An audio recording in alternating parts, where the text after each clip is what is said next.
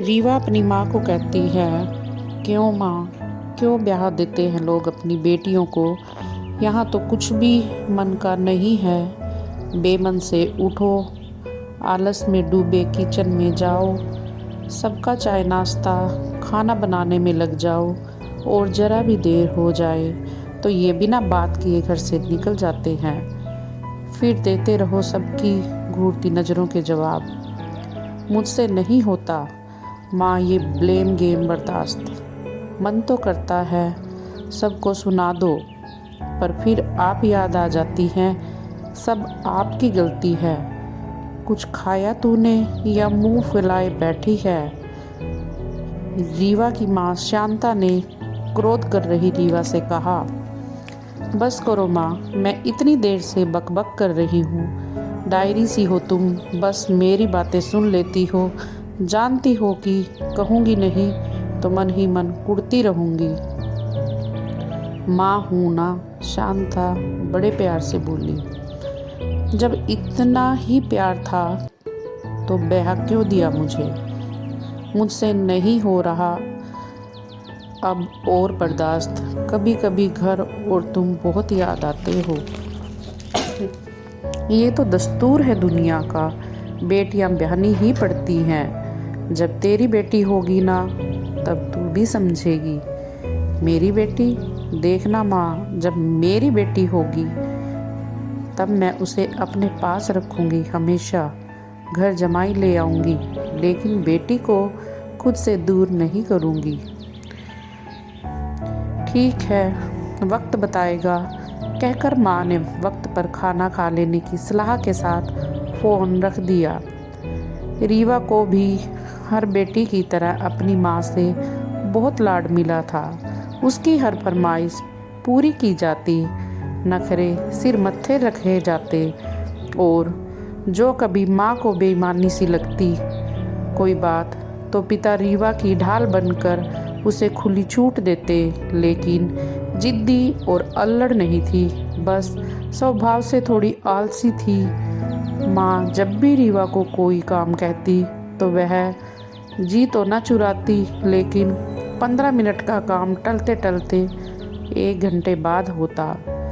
घर के प्रबंधन पर किसी का आमतौर पर ध्यान नहीं जाता, लेकिन थोड़ी भी मिसमैनेज हो या देर हो जाए तो सभी गृहिणी को ही कोसते हैं। माँ की दूरदर्शिता रीवा के इस आलस को और आलस की वजह से आने वाले समय में गृहस्थी में बिगड़ने वाले संतुलन को भांप चुकी थी। रीवा की विवाह की उम्र हो रही थी। ऐसे में उसका आलस्य से घिरा होना माँ को परेशान कर रहा था। इसलिए उन्होंने रीवा को अपनी बहन के घर भेजा था, ताकि नियम कायदे में बंधे उनके घर को देखकर लाज लिहाज, समय की कीमत, गृहस्थी के छोटे बड़े काम देख समझ व सीख पाए।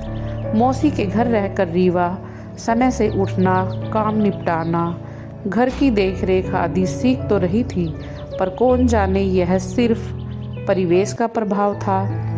मौसी के घर रहते हुए उनके पारिवारिक मित्र के बेटे अनुभव ने उसे पसंद कर लिया।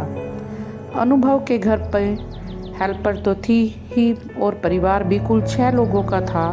लेकिन यहाँ एक नियम तय था कि खाना पकाने से जुड़े सभी काम केवल घर की महिलाएं करेंगी। शादी के शुरुआती दिनों में रीवा को नई बहू के तौर पर थोड़ा वक्त दिया गया। फिर आशा रखी जाने लगी कि अब वह स्वयं ही कुछ कामों की जिम्मेवारियां उठाए। रीवा के लिए सुबह जल्दी उठ नहा धोकर किचन में जाना ही दिनचर्या में एक नया अध्याय जुड़ने जैसा था। कभी कोई काम बिगड़ जाता तो कभी झल्लाहट और आलस में खुद अधूरा छोड़ आती। अनुभव को घर वालों से कभी मजाक तो कभी मौन में ही शिकायतें सुनने को मिल जाती।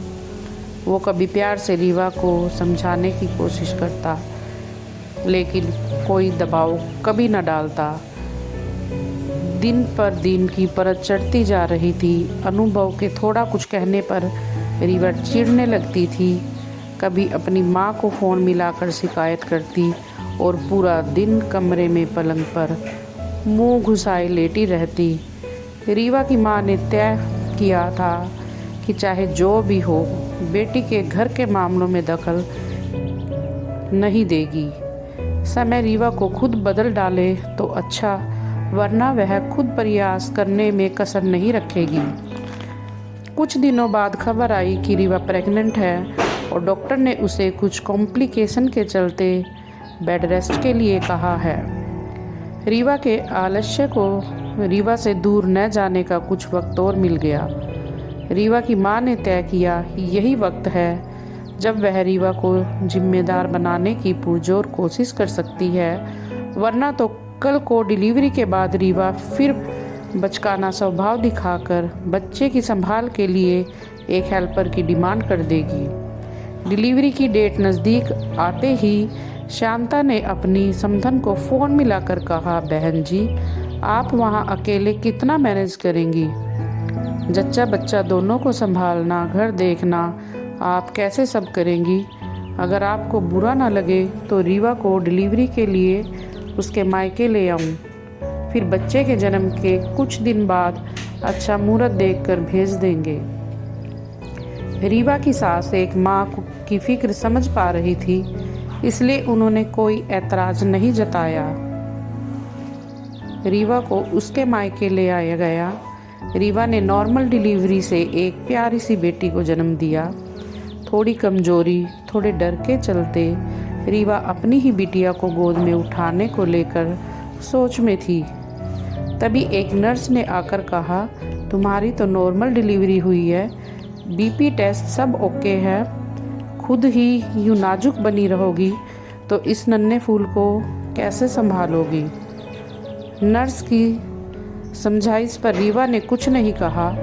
उसने बच्ची को उठा लिया और दुलारने लगी। शांता सब देख रही थी। आज पहली बार उन्हें रीवा में कुछ बदलता सा दिखा। अगले दिन रीवा और बेबी को घर ले आया गया।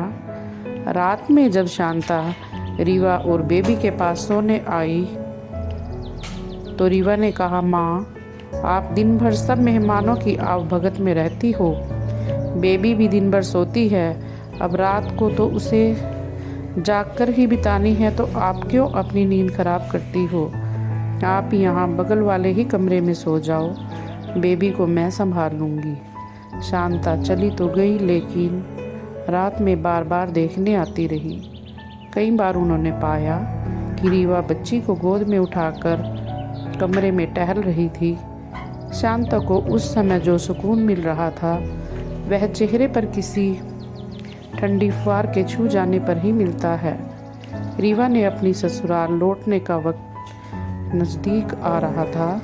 शांता ने कुछ सामान लाकर रीवा के सामने रखा और कहा, बेटा, ये तेरे घर के लिए मिठाई और गिफ्ट हैं, बेबी के लिए कपड़े खिलौने हैं, कुछ नकदी भी है।